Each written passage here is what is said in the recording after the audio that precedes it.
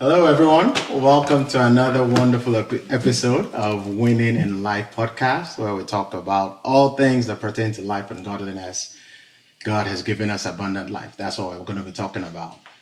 Today, we're going to be talking about relationships and marriage. And oh my goodness, I am so excited. I have the OGs of marriage. And if you don't know what OG is, ask someone. They'll explain it to you. But just a wonderful, amazing couple. They're relationship experts, marriage mentors to people across the world, just doing a lot of great things. They teach, they pastor, they help people. And so that's what we're going to be talking about. I have my beautiful, amazing wife, Dr. Anna, of almost 17 years. And we have the privilege, the honor, just everything we get to ask. Round of applause, Pastor Kingsley and Pastor Mildred Okonkwo with us in the building on Winning in Life. We're just going to be talking about common misconceptions in marriage, right? Things that you always thought. I think, I believe it was Miles Monroe that said, if the purpose of a thing is not understood, abuse is inevitable. And I think so many people go into marriage with this fantasy, and then it's like, okay, this is different from what I thought, or year one is great, and then after a while it's like, what's happening, right?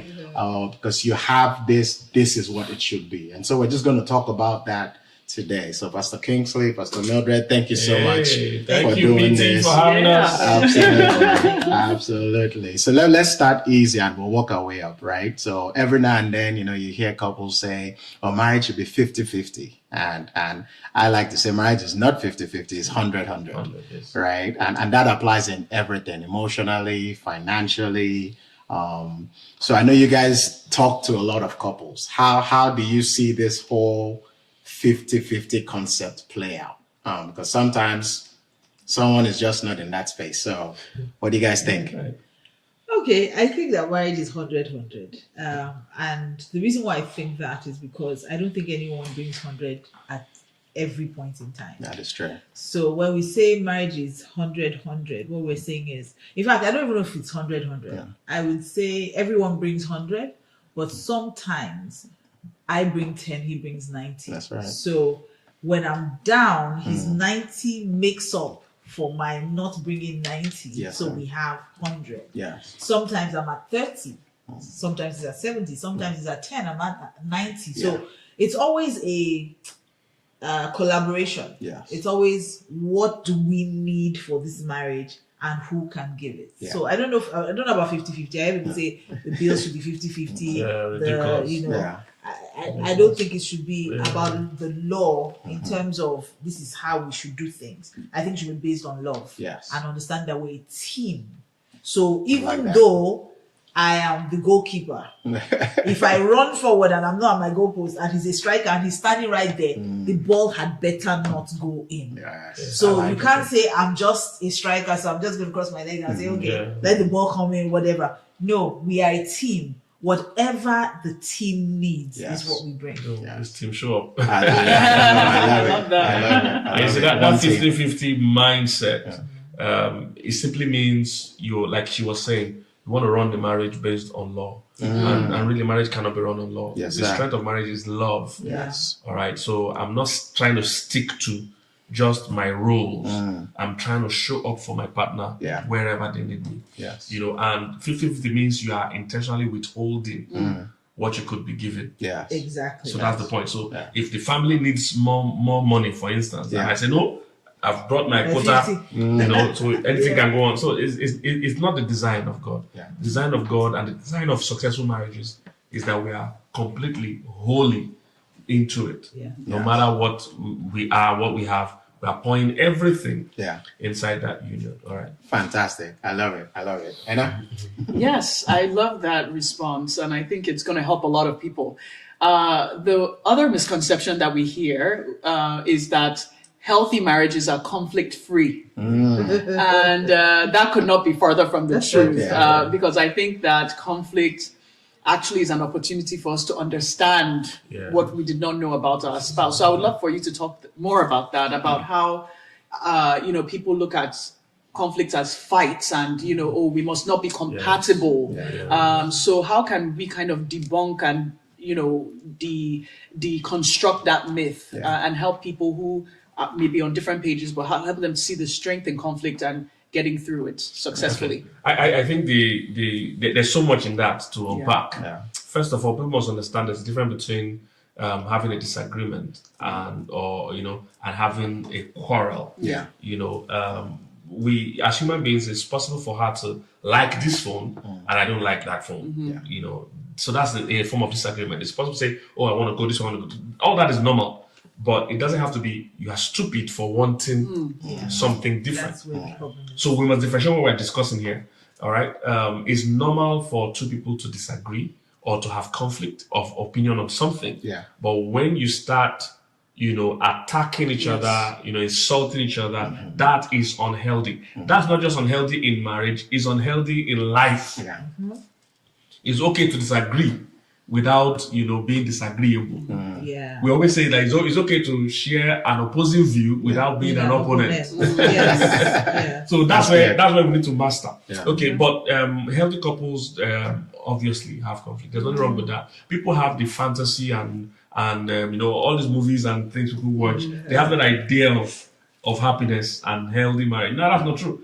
The point is like Dr. Enna was mentioning. Healthy couples or happy couples have mastered how to have these disagreements or, in quote, conflicts in a healthy way. So that is what the secret is. So we tell people that we are not a perfect couple, for instance, because people call us couple goals and all those things at your own risk. By the way, be careful what you wish for.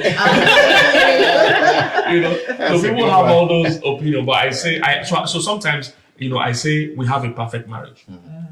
And I will now explain that a perfect marriage is not a marriage without issues. It's a marriage where the issues are dealt with promptly and properly. So that's what we say. So I usually get the attention by saying we're a perfect couple. And people say, how can you say a perfect? I say, we're a perfect couple. A perfect couple is not people that don't have issues. It's where the issues are dealt with promptly. Because if somebody has a complaint in the marriage, you can't deal with it 20 years from now. Because some issues in the marriage have lasted too long. Somebody has not attended to it. Then you have to attend to it promptly, then properly. So some issues have been raised. The way it has been dealt with is not the proper way. So that's what makes a perfect couple. It's not that they don't have issues. It's that they have mastered over time, and it takes time. They've mastered how to do that dance where they can resolve those issues without it leading to insults and without it leading to permanent damage. Because the thing about conflict is that some words or some actions are not easily reversible. Even when we've settled, that person still remembers that you called me a goat. So women especially, don't forget. I think that conflicts are important because they help us create what I mean, like family policies, for lack of a better word. You create systems. So if both of us don't agree on something, if we can identify what the real issue is, we can create a system around that so that we don't have future issues on that. And it can also become a family culture. So I don't like the way you talk to me. I don't like the way you talk to me. Then how do we talk to each other? Pass the message across and feel respected. And then we pass that down to our children. In this family, we don't talk to each other this way. Correct. So I think conflicts are amazing. I think I actually agree with you. And I think, in our marriage, we used to say, our strength is actually conflict resolution. And like you said, it's just mastering how to disagree or dissent in a healthy way. So, for example, the tone in which you can easily say, the way you just said this made me feel this way. And giving the benefit of doubt. And then another thing is timing. So when I just come back from work and I'm exhausted, it's not the time that you want to say we need to talk. We need to talk. But you can come to me and say, there's something that I have to discuss with you. Is it a good time? And then we typically now created a rule where we give each other within 24 hours. So if it's not a good time, then let's find a time within the next 24 hours to discuss it. So back to your point about promptly. And I think, not interrupting each other as a new one. so now we're like, okay, let you finish, and then we're listening to understand as opposed to listening to respond. That's wow. Phenomenal. Thank you guys. Great. So one of the things that I hear sometimes is, I don't think I married the right person, right? And then it now goes to, if I marry the right person, everything in marriage will be perfect. Okay. And sometimes I want to ask, are you the right person? But, the Spirit of God keeps, but how is that? What do you tell that person, who's married and feels like they married the wrong person? And that misconception that if there's this right person somewhere, that it'll be perfect. So there are two ways we normally talk about it. You either marry the right person or you're marrying the person right. Because everybody can be a right person. However, there is such a thing as a good fit. Yes. In all fairness, you improve or increase the chances of a successful marriage by picking the right person. And we normally say there's no wrong spouse, there's just wrong fit. Because some things that some people say I can't stand, some other person is going to handle it without even blinking. We've seen couples where the woman says, I want a guy that pays all my bills. There's only a problem when that woman goes to marry a guy that's looking for a partner that they'll pay bills together. So that there are men actually that would like a woman that will pay all those. So you need to just find somebody that is in alignment. So that is the thing. However, no matter who you marry, you have to work on the marriage. Yes. So, like they say, marriage can be made in heaven, but it is worked out here on the earth. So you have to put in the work. So apart from marrying right, you have to marry the person right. All right. So how you are treating this person, how you're understanding this person, how you're showing up for this person, matters a great deal. Yeah. I don't know if there's anything else to add to that. Perfect. I love it. You have to be intentional. You have to be intentional because a lot of times I think people say that because they look at other marriages that work. They're not and then they don't. Yes. The background work. They don't see the background work that made the marriage like that. And it's like, I love their garden, but they're watering it. They are not using certain words. They are spending time with each other. So all those things matter a lot. You could actually marry an angel and frustrate the angel out of your house. It's possible. So apart from marrying right, marry the person right. I love that. Really good. And another one, this one is one that's very common. I want somebody that completes me and somebody that fulfills all my needs. And then you also see that like, you should know how I feel without me having to say anything. So please comment on that. I would love to hear. I think communication is very key in marriage. And I think marriages, we see spouses that sometimes they just don't talk to one another, right? Your spouse is not a magician, right? So it's okay to tell them. So we say something, we say Anna has a PhD in tire and I have a PhD in Anna. Because with time, 17 years, but I was raised in December, we talk and ask. And so sometimes like, what can I do to love you better? What can I do to serve you better? Right? So instead of this, you should know. No, it's okay to say, these are the things I like. It's okay to study love languages so you can speak love in a way your spouse will receive it. Not in a way you want to do it. When we first got married, gifts is one of my love languages. I was buying her gifts. And some days I'll see the thing under the table on that day. So one day I'm like, Auntie, this thing costs money. Like, what? Like, that's not, it doesn't really do anything. I appreciated it. Yeah, but it's like, her main thing was quality time. Like, she have told me this and I've saved my money before. So I think just get to that place where you're really, really trying to love your spouse the way they need to be loved. I think that really, really helps. So it's not so much about your spouse completing you. It's just that you guys complement one another. There's that alignment that PK was talking about earlier. Even that mindset most times is built from a place of emptiness. People are coming, showing up in marriage empty, looking for somebody to fill them. A marriage is not for two, empty people. So two people that are full. Instead of the overflowing that you have, that you now give to your partner. So the Bible says something interesting. It said, to somebody that is full, they loathe honey. They even use honey. It said, but to the hungry person, every bitter thing is sweet. You see, when you come empty, you want to take anything because you are just hungry. But when you come full, you're even selective about who you commit your life to, and you're already happy. So you are not willing to share your life with someone that now makes you unhappy. So you're only connecting with people that will make you happier or will share in this happiness. So I tell single people all the time, somebody say, when I find the right person, I'll be happy. I say, no. So when you are happy, you will find the right person. Exactly. All right. So it's important to come full because even when you come, your partner will not always be in their A game. So if you're having the expectation that they are going to make me happy, the days they are down, you two are also down. You see that there'll be a strain. So you don't wait for them. You have Jesus that can meet all your needs. Yes, sir. He's the one that says, I will supply all your needs. Exactly. According to his glory. That one can never be depleted. Every other human being, has limited time, limited resources, limited energy. And as life happens, children come, work stress, health issues, you find out that the person you married, over years is not the same person as time goes on. So you must find fulfillment in God, find fulfillment in yourself, build other healthy things like healthy relationships that are not marital. Because sometimes it's a guy, if you're a guy, you need other guys to talk with. It's not every time your wife is your buddy. Your wife is your babe. So sometimes there are kind of things you want to talk about, she's not interested in. So it's the same thing with you as a lady. Your husband cannot match you your 20,000 words a day that women have. You need another woman that has that energy or that will be interested. Me and my wife are very close, but there are so many things she does by herself that, I'm not interested in. I didn't know that women watch other women do makeup. Okay, I didn't know that. For me, it's a big revelation.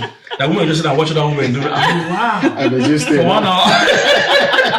I said, they watch YouTube videos. So there are a lot of things women were interested in that a man can never even so if you want to always be together, it won't work. So you must find other things around your life that also strengthens you and fuels you up. By the time you show up to your partner, you're already full. You're not coming to them to draw. You're coming to them to give.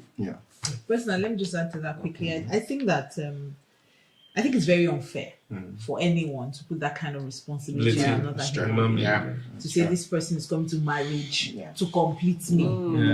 And most times when people make those kind of statements, it's because they're thinking from a very selfish perspective. You're thinking of someone coming to complete you. What are you doing in marriage? What part do you now play in marriage? All you're thinking is, this person will make me feel better.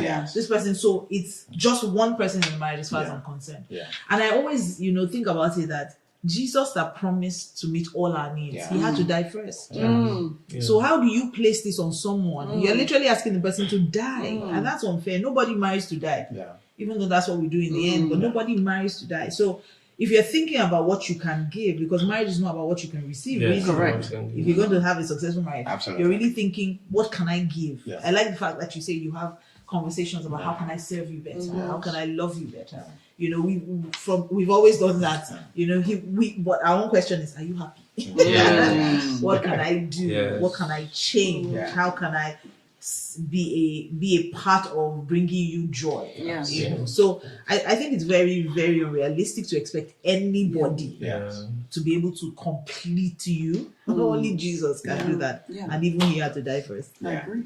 And to that point of asking these questions is not a one-time ask, because you realize that we all evolve, we all change over time. What I liked 10 years ago may not be what I like now. What made me happy 10 years ago may not be what is making me happy now. It's not exactly. And you like that.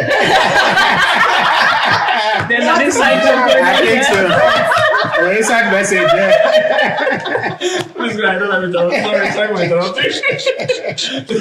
So I think it's so important to we do it all the time. Like, we ask each other like survey questions like, hey, how are we doing? Where do you think we are? What can we do better? Where do you think, and we do this periodically. It can be every 6 months, every 3 months. And we do it so that we intentionally work on our marriage. So where we were as a couple 10 years ago is so far from where we are now. And then I thought we're even good, but now I'm like, oh my God. And there's only better ahead. Yes. And this is because of the work that we've put in. And work people think is a hard thing. Like, oh my God, marriage is work. And I'm like, no, it's intentionality. Is that intentional, you caring, you honoring, asking, being inquisitive, being curious, being interested. So we would definitely encourage everyone who's listening to really pay attention to your spouse. They're really your number one. And when your spouse is behind you, it doesn't matter who is against you. So it really does help. You know, God has put them in your life to be your number one support. So please find that time to really build and sharpen each other in marriage and keep learning. Absolutely. Absolutely. One of the things I wanted to ask, I see some couples that they're doing well, but sometimes, it's just 5 years, 10 years is like we Nigerians say semi-finish, right? Starts to set in. They start taking their partner for granted. I want us to talk about that a little bit. How do you rekindle that passion, that fire? Because I think sometimes, they just get into this rut, like routine, and who's picking up the kids, and have you paid this bill, and they almost lose that connection, right? And that's why sometimes you hear some people when they become empty nesters, they don't know what to do with themselves. Like, the kids have gone, now what do we do? So let's talk to that couple or those couples that, they're in that place, they're doing well, but that spark is beginning to diminish. That's a very interesting one. We did a video where we talked about indifference. It's a phase in marriage where you no longer see the other person. No energy, no passion. Both people are very tired. One out with the kids, one out with work stress, one out with life, bills, life. Life is life. Life is life. So, but I just think marriage is such a powerful thing that it shouldn't be endured. Yes. It should be enjoyed. Yes. Must be enjoyed. It's something so beautiful. So I don't like when it's running flat like that. You can spice it up, and you should spice it up because it's a great source of energy. Yes. And that's what marriage is. So what are some things you can do? Have those conversations. Find out what your partner is interested in. Because what happens is that when you're no more interested in yourselves, you are still interested in other things. So if I would say it this way, rekindle friendship. That's what I was. So if you that's what I was going to say. You can still add to it. So rekindle friendship. What are the things she's interested in that I can get interested in? What are the things I'm interested in? She can get interested in. Go back to those things you used to do that was fun. Then you must have shared activity. Yeah. All right. There are certain things. People think what strengthens the marriage is I love you, you love me. No, it must be something that both of us love that is higher than just loving each other. So that keeps us focused on each other. That keeps us interested. Then meeting each other's needs. There's just something about someone that meets your needs that you are attached to. It's just there. As busy as the president is, he has time for his barber. He can say he's reachable when he needs to cut his hair. He will reach the barber because he needs to have that haircut. There's just something that softens our hearts when somebody that meets our need is around us. This person, you just give the person priority. The person is just important because they meet a need that other people around you might not meet. Other people might be taken from you, but this person is pouring into you. So your heart is softened. When people like Guy Chapman did the book Love Languages, something like that is so profound. When someone is constantly doing certain things to you, it softens your heart. Even love languages even work where people don't want to fall in love. That's true. Yeah. So you are in an office or somewhere, you don't even want to fall in love with this person, but if this person is constantly listening, constantly giving you quality time, constantly serving you. If service is your love language, if that person is constantly serving you, you will start to like this person and make room for this person and look forward to seeing this person. Yes, they become not a work wife, but yes, because their needs are. You see, it's difficult to keep people away from where their needs are being met. It's just difficult. All right, so it's a major thing. So I think another thing is you get to a point in marriage where you must move from just sexual passion to actually the person becoming your safe place. Yeah. I think that's where I think that's where the real thing Magic is. That's where the That's a real sweet magic spot. Yes. Where the person becomes your safe zone. You Yes. don't have to. Yes. You don't have to try too hard. Yes. You don't have to do too much. You just know this is your person. Yes. There's something I do. I mean, I do it these days. So sometimes when PK is lying down, maybe he's doing something, and I'm really exhausted, I just come and I lay on the bed and take my charger, and I just, you know how you put your phone on a wireless charger. I just lay on top of him and it's like my charger, and then he laughs it up, but I really do feel energized after like 5 minutes of just being there. I don't say anything. I don't try to explain what I'm carrying. I don't try to. I just know that he gets it. It's just a little rub on the back, and I'm good. It's not even sexual. It's not anything. It's just my safe place. I just know that he gets me. And then that's just something that will keep that marriage going. Because beyond the want to have sex, or beyond the want to talk, sometimes you don't even want to talk. Sometimes you just want to be. Absolutely. Jinx. If we're kids, we're saying jinx. So I think that's working towards getting there. It's a very intentional thing where we've been through it all and we've survived. So I know this is my person in this world. And like you said, if your partner is behind you, there's nothing you can do. And when we have that at the back of our minds, then the marriage, you don't even need to rekindle anything, because it just is. It's not burning like a raging fire. It's just this ember. That's it. It's just there. There's the soft glow. You know that the warmth is coming out. You know there's heat there. You know that the fire is going. It's just right. It's just the sweet spot. Yes, absolutely. Thank you so much. Thank you. Wow, man, this is amazing. We can keep going, and we'll do one more. Yes. One more. If you indulge me, I have to. Well, let's turn up the heat a little bit. So another common misconception is marriage sex is boring. No, not at all. So why is it? Again, maybe is this indifference? Is this routine? Or what do you think? I think it starts from the concept of stolen waters is sweet. When something is yours, and you have it regularly, it just kind of loses the, but it doesn't mean that, sex, that, marital sex is now boring. I think because of the friendship involved, because you now know each other, you know the right things to do at the right time, you know what to touch, you know what not. You just get he just gets it. So it gets better.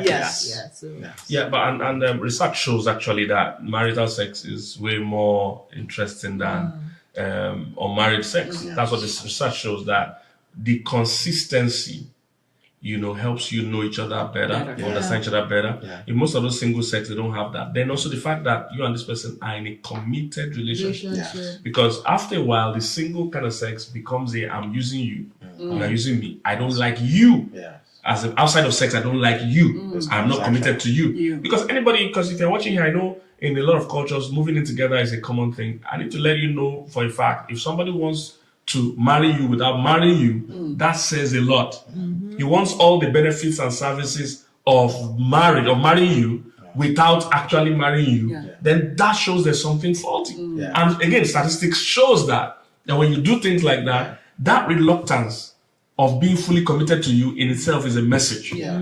So many people wonder, and after a while you find out that they don't like you. What marriage does, especially when it's done right, because when people say things like this, sometimes they are referring to marriages that are not on the right foundation. So that's why it looks so. If marriage is done right, where the two people are actually friends, you will find out that the sex, because the way I say it is that it's not sex that builds intimacy. It is intimacy that actually builds sex. Perfect. So that's how it works.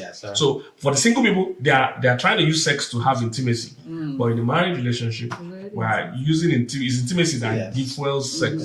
So you'll find out that when two people actually love each other, understand each other, and really care for each other, the sexual passion keeps getting there. And for young people always asking me things like, if I don't have marital sex, how do I know I'm compatible? And I tell them, you don't need sexual compatibility. What you need is sexual commitment. Because in marriage, what we do is that we're actually committed to pleasing each other sexually.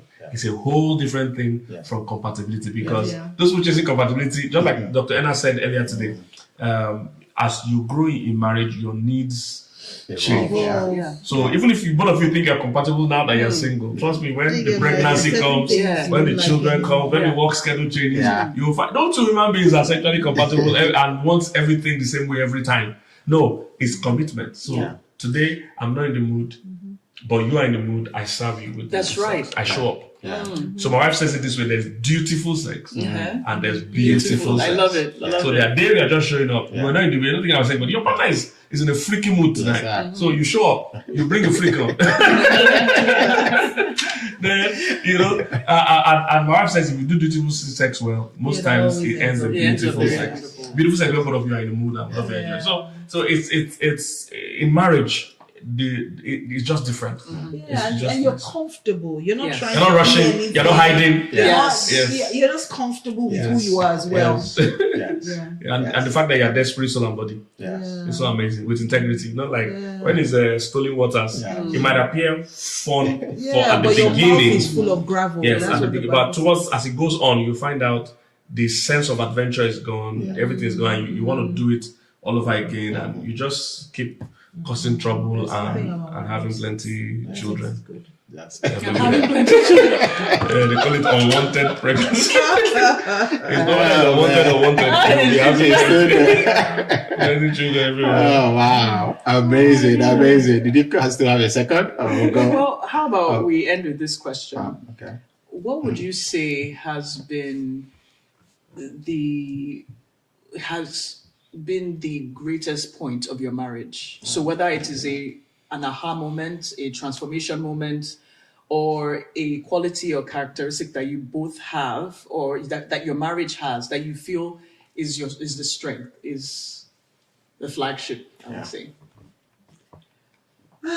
Strength, quality, I would say he gets me. We get each other. We're friends. We're friends. We're definitely friends. I think that's the strength of our marriage. I would say that. I think friendship more than anything. I would say that we both actually show up for each other. That's one thing I've noticed among couples. We've been to many places where you see that the man doesn't care about the woman. Or sometimes the woman doesn't. Even just like today, we had lunch together and everything here now. There are places we've been to where, it's time to eat. And the wife just doesn't care whether her husband is eating or not. She just goes, serves her own food and goes away. But you will never, if we're anywhere and they're eating, the first thing person is going to do is go ask me what I'm going to eat. You see, so it looks like a small thing. It looks like, oh, don't you have your own house? But is that caring? Godman will call it the turning toward.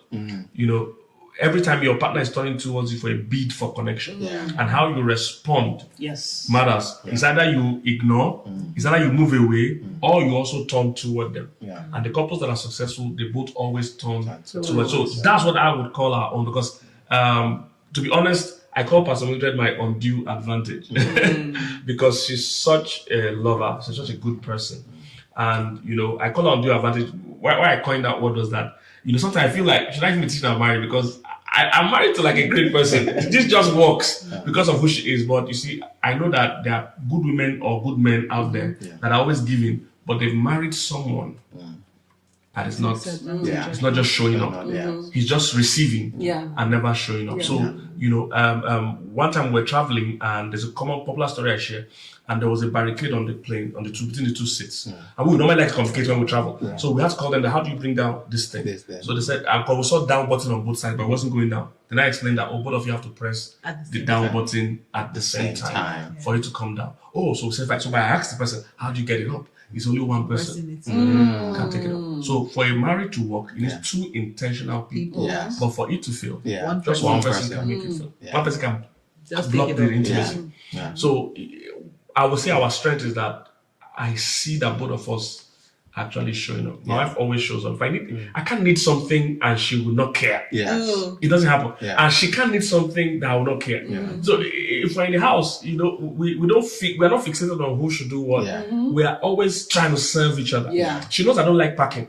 So she doesn't need to ask me. If we're traveling, she just pack it. Some woman will complain, every day, why are you? It's something like that. And I know there are things she doesn't like. She doesn't like driving so much. So I don't blink about those kind So of you things. know that. Say it again. None of us have to drive. But so I see that both of us bring the energy. And I think every couple can be great if both of them are showing up. Yes. What you notice in those couples that are struggling is that one person does not care. Yes. One person is not just pulling their weight. Yeah. And like my wife always says, marriage is too heavy for one person to carry. It really is. It really is. Fantastic. Thank you guys so much.